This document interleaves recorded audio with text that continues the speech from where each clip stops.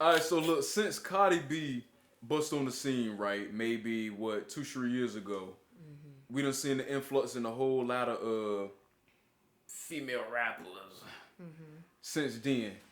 So, in your opinion, and you a female rapper, right? You a oh, alright. Anyways, so in your opinion, who do you Boy. think is like the best female rapper? And Okay. I ain't even saying the greatest, but just the best on some like bar for bar, word for word, like rapping, straight rap. See, I ain't. Yeah. Uh, most people gonna expect me to say Nicki Minaj. She is the best to me, but if we talking about just rapping, Yeah, like just rapping, just rap skill, like just on some what they say and how they can say it when they rap. Cayenne. People don't know about her. Why is you laughing? God, you Cayenne. Cayenne raps better than. Wow. Cayenne raps better than. Have you heard her? Yeah, she the girl from New York. Yeah. You don't Yeah. think she can rap? She I don't think she nice. Like she So she time good. out. Like When you asking me, you don't think she I nice? don't think she nice. She good. Like she good. Like she can rap. She can rap. But she ain't never said nothing to have me like. That's how you know somebody dope. When somebody say some junk that make you react in a way. I can't believe like, bust out laughing like that. no, and look, no disrespect to Cayenne, nothing like that, but just the way that you said it, like Cayenne, Because to like me, with the utmost confidence. okay, Like, because to me, a lot of girls can't rap. Most girls, even ones that's popular, whatever, they can't rap. that's a fact. I'm talking about literally that to me, and it sound crazy. You know, shout out to all my feminists and pro women. They're gonna be like, Boo. but shut up. So, like, I look for girls who can rap like a nigga. Like, that's what I look for. Cayenne is one of them people. As far as like skill level or just like how they come off, because some girls do rap hard, like hard, but they ain't. So that's why I like Lil Kim. That's why I like Nicki Minaj. That's why I like Cayenne, Tierra Whack.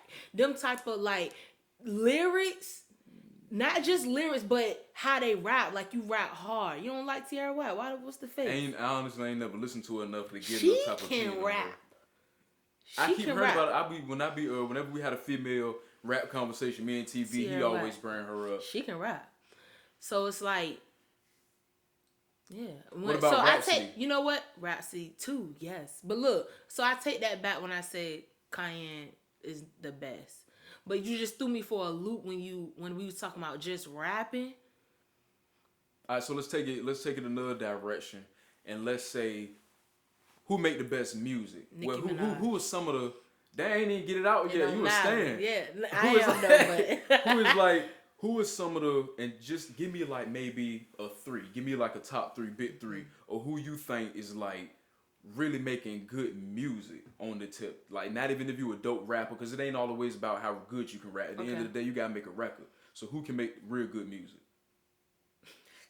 Cayenne. Nah, Please. she don't, nah, okay, so good music. Cardi B, Nicki Minaj, and Ramadan, Meg Thee Stallion, duh.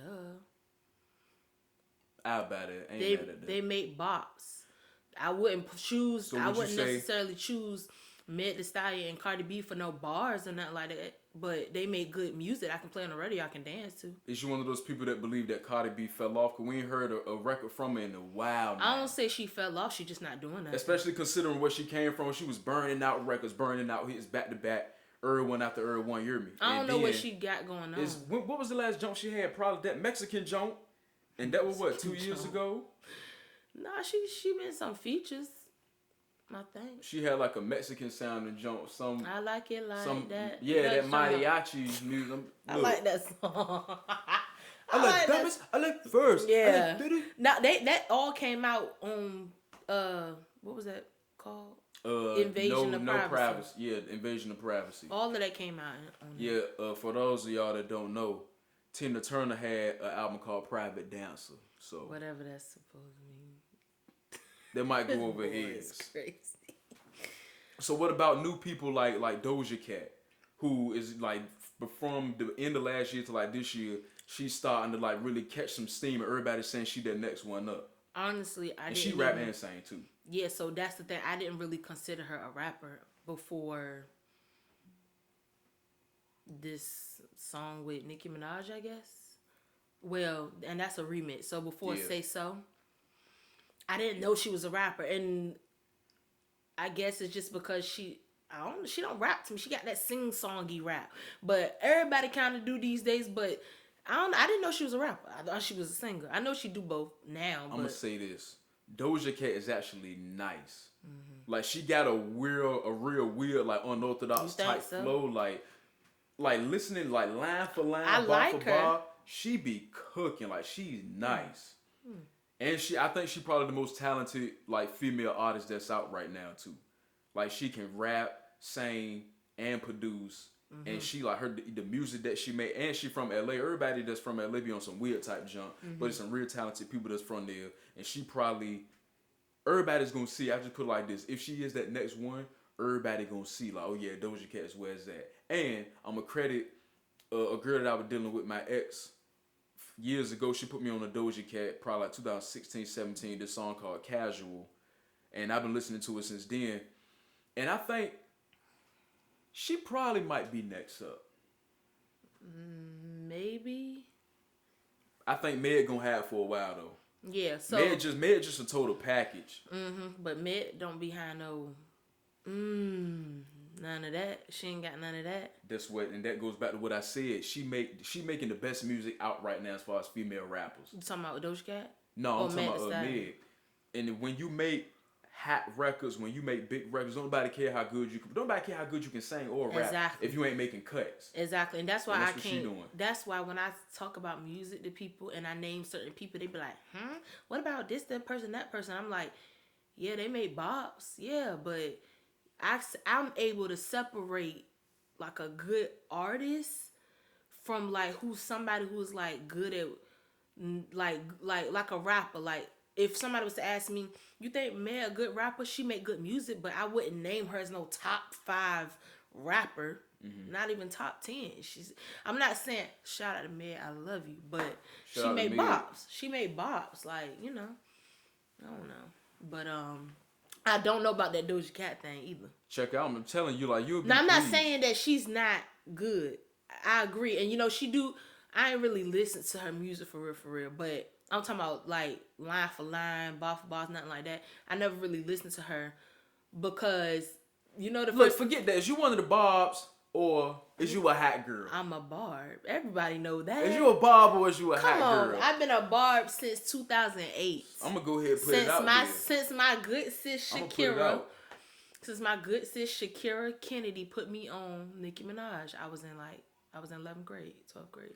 Man, I've been. Hey, look, I remember you played that itty bitty piggy freestyle out. Like, the reason why I know that jump word for word is because you played that jump. I remember that jump like it was yesterday. And we stand out the city at the time. Yeah, that's exactly when I got. We stand out the city and you played that jump out. I'm like, what? And Slumber Party. Like, what the world? That's my favorite Gucci song because Nicki Minaj is on it. Yeah, Doja Cat, speaking of bringing it back to her, right? So she was under fire recently because she said some junk. I don't know if you're aware of it, but she said some remarks that was kind of, it put black folks in an uproar. So I wanted to thought it was it what she said or what she was allowing to be said? Me personally, I want to watch the interview. Or it's not an interview. It was a chat room. I just seen what people said was going on. How they cancel her or whatever. Yeah. New cancel culture. And explain that to me again, because I ain't really hip on all of the online lingo, all that type junk. Like hit me to the game. Cancel culture is basically, I ain't gonna lie, I'm a part of it. Some people don't like the cancel culture. Basically, like when you. So that mean you the one that do the canceling, or you been canceled? We like the ones a 90s sitcom. We the ones that do the canceling. Like they cancel R. Kelly when somebody do something bad, socially, morally, whatever. I love Kelly. When somebody do something bad, you cancel. And I'm gonna be honest with you, cancel culture is all a facade. It's fake, and I say I'm a part of it too because I'm guilty of this. And I said it because like niggas cancel people for a week, maybe a month or two, then you right back listen to, or giving them an excuse as to why you gotta listen to the song. Like I said, I'm a part of that because. So how about so would you say so I'm gonna just use it as an example, how people tried to, I guess, cancel Kevin Hart from the Oscars when they brought up them old incendiary remarks that he made about gays years ago when Yeah, and but he they ain't stood on really that. do it though. They ain't. I'm gonna be honest with you. It just take for the majority to cancel you. Popular opinion. Yeah, because I ain't gonna say I didn't care about. No, I didn't. I didn't really care about that, so I didn't cancel him from that. But I know it's a lot of people who did. But I didn't care about it. I'm trying to think of somebody who been canceled. They try to cancel people all the time. Like I said, R. Kelly, definitely. They definitely cancel R. Kelly. You can't play R. Kelly without people looking at you like. So I guess we can throw Bill Cosby in there. Oh yeah. He might have got canceled. Yeah, well, literally. Can't even watch the Cosby Show no. Can't even watch the Cosby Show no more. Bill Cosby. Yeah, they canceled Bill. I'm trying to think. Some people they canceled. Oh, Daniel Caesar. I ain't heard about that. Yeah, cause you ain't on the internet. I can't tell you that. Man. They canceled Daniel Caesar maybe like a year or two ago. I remember posting about it. I seen it in my memories recently. What he did? He basically was defending some white girl who I can't remember who she is, but she said some racial remarks. And he was defending her.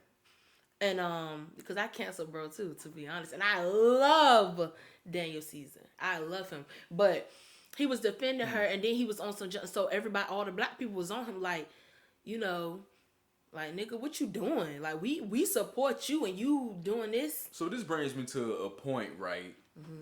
Why do black folks, and I'm going to get your point of view on this, why do black people always appoint any black person with a platform or any black person that's famous or they got money, they're a rich celebrity, why do we always appoint them as like a black leader and they might not be on that tip? And I think that black people always erroneously cast that responsibility on somebody just because of their platform and their position. They might not be on that type tip. And the reason why I bring that up is I'll use Doja Cat, we can use Daniel Caesar, since them who we just mentioned, or anybody else who black folks will raise their eyebrow like, dang, why they carrying on like that? That don't mean that they're a champion of the cause just because they got a platform. Yeah, I something I always say is everybody is not pro-black. Just because you black don't mean you are pro-black.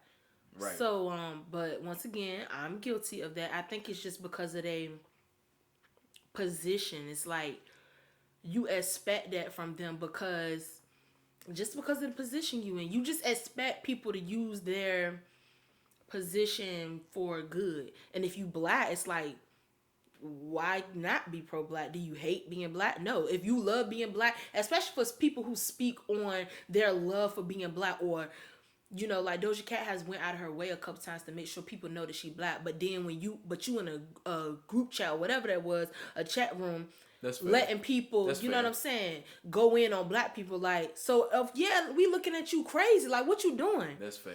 It's all about how you present yourself too. So what about the people who, and this is my whole thing, right?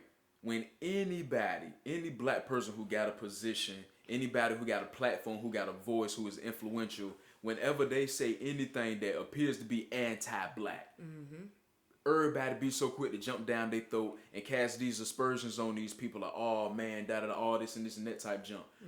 I could see if we talking about like a LeBron James or a Kaepernick or even Jay-Z or somebody like that. I even take Meek Mill. What Meek Mill stand for as a black man for his whole prison reform movement. If he would say anything that's anti that, I can understand why we'll hold his feet to the fire. But most people, they don't really stand for nothing as far as the culture goes. So why as black people, and that is whack for real. Everybody's not a leader of the culture. Sometimes they just celebrities. Straight like that though, like they just celebrities. Like folks really got to chill out with that junk, cause then you have these people defending themselves and all that type junk. I think it's a matter of holding people accountable, because it's like, what are you using your platform for though? And especially in the culture, or I'm sorry, not the culture, the times that we live in, where it's a lot of pro-blackness happening. It's a lot of people like, trying to build ourselves up Yeah, as it's a black trend. people. It's a fad. We folks might get mad at me. They're gonna have to talk to me. It's a trend. It's a train that started a few years ago, and everybody just been hopping on the jank. I ain't mad at it. So because me and you talked about this before. This is my thing about that. You right. It did. It started a few years ago, but I don't think it's a bad thing though. Why? Because look, it hasn't stopped. Mm-hmm. It has not stopped, and God willing, it'll keep going, because you just think about it. I talk about this to my friends too, specifically my friend Sarah's like, I feel like our generation is a chosen one, because if you think about it, our generation is kind of the ones that we didn't start the pro-black thing, but I'm talking about this, what you call it, a trend. Yeah. Call it which, because I don't got a word, for lack of better words, people. I'm gonna go with what my brother's saying. So our generation is kind of the ones that started that. And I feel like, but it hasn't stopped. A lot of trends have started and you don't see them no more. But I think people like waking up. I hate to use the word woke, but for lack of better term. Exactly. They waking up like, I wish, me personally, because you know me, you've been on me my whole life. I have not always been. I ain't always been so pro-black as I am now. And it wasn't. You don't say. Yeah, now tell everybody where you got that from. Because, huh? Yeah, you. Yeah. I always say that. Yeah. But anyway, I haven't been. I ain't new to this. I'm true to this. But speaking of the train, right? Mm-hmm. Do it matter to you for the people who is disingenuous? Yes. Like, because a lot of people, they just own it just because they see it's moving, just because they see that's the direction that everybody else go. And you know how impressionable that black folks is. Mm-hmm. Most, and I say that vehemently, most people who on that pro-black tip, they disingenuous. Mm-hmm. They new to it, they ain't true to it. I feel and like this is the main objective, everybody. Mm-hmm. Well, we always gonna be real about it, because I don't care how you feel about it. Straight like that, though. I like that. But I think it's just a step toward, it's like progression, because people might be disingenuous, but it's like, I don't feel the need to tear them down or nothing like that, because it's like, first of all, we need numbers. Second of all, it's the time to learn. It's a time to, so they can get genuine. I ain't gonna say fake it till you make it, but that's kind of pretty much that's what you're saying, basically. Yeah, for lack of better words, but I think that why not? So, cause if we just expel them like, no, you ain't really with it, we just expelling them. So then what? How are we gonna get them in? How are we gonna get them to the place where we really at? I'm gonna tell you something.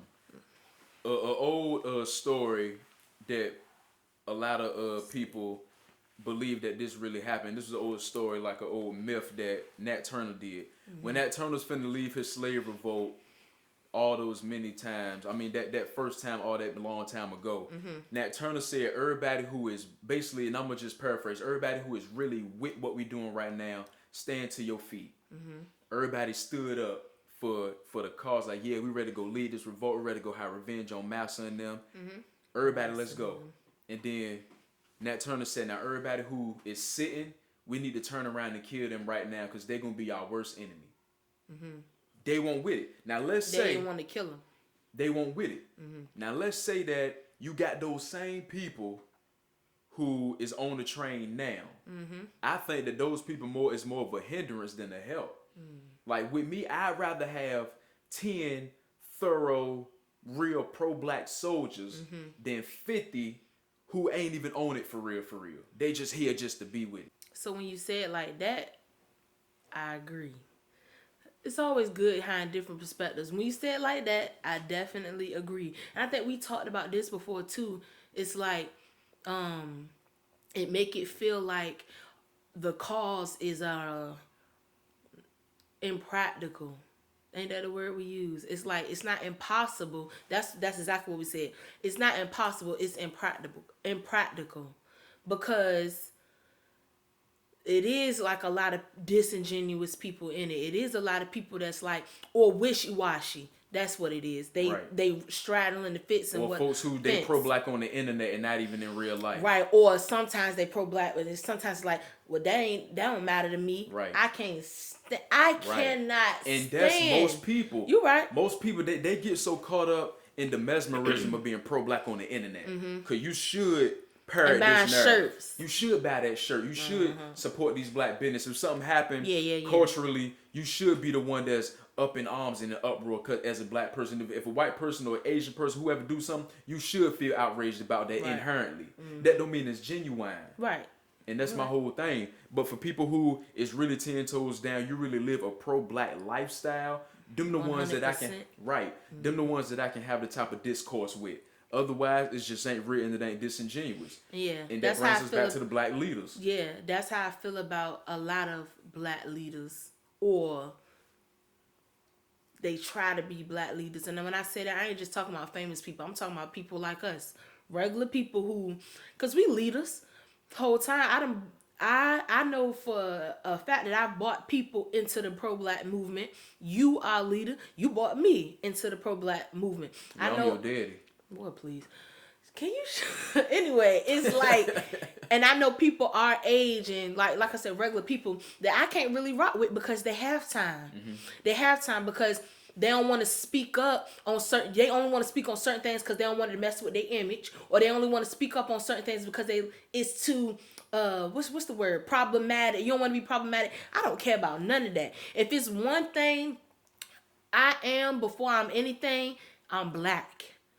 And that's spirit. I'm gonna speak on every situation. I'm on my soapbox about it. You know what I'm saying? I'm gonna speak about everything. I don't care what it is. I don't care how nobody look at me. When it comes to black social and black injustices, I'm gonna speak on it. Now, I feel like you said, when it comes to black leadership, I feel like a lot of people pick and choose their battles, and I don't think that's not what I hate more than anything. Yeah, that's not a good trait. I hate more than anything. That's a character flaw in my opinion. Because if you bout it, you bout it. And black folks is super wishy-washy when it comes to the word that you used a few minutes ago, accountability. If you ain't holding every single black celebrity, every single person who got a position, a platform, resources, all that type junk.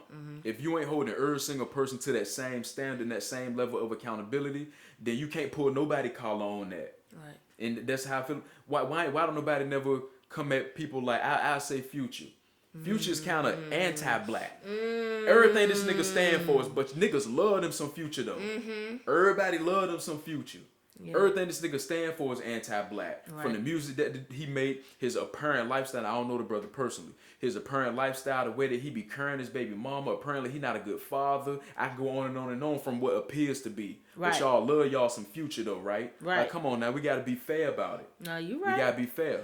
You right. Like, I like conversations like this because a lot of people don't think about it like that. They think about the surface. You know what I'm saying? Like, what it mean pro-black? Oh, it means I'm happy to be black. I'm proud to be black. You know what I'm saying? That's not it. It's much more to it.